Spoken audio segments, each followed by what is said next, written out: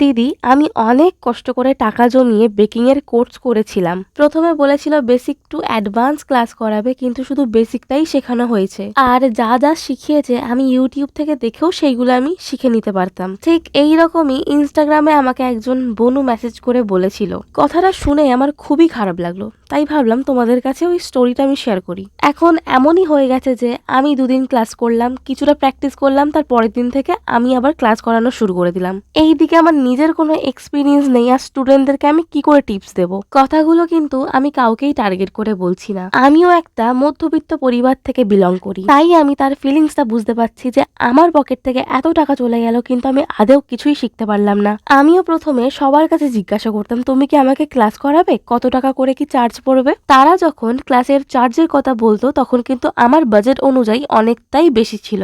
যাই হোক, আমি কিন্তু তোমাদেরকে একটাই সাজেশন দিতে পারি, যে কারোরই কাছ থেকে তোমরা ক্লাস করার কথা ভাবছো অবশ্যই তার কিন্তু সার্টিফিকেট চেক করবে। ইভেন কি সার্টিফিকেট না থাকলেও সে আজ পর্যন্ত কটা ক্লাস করিয়েছে, ইভেন কি কত বছর ধরে কেক বানাচ্ছে, অবশ্যই কিন্তু জিজ্ঞাসা করে নেওয়া একদমই উচিত।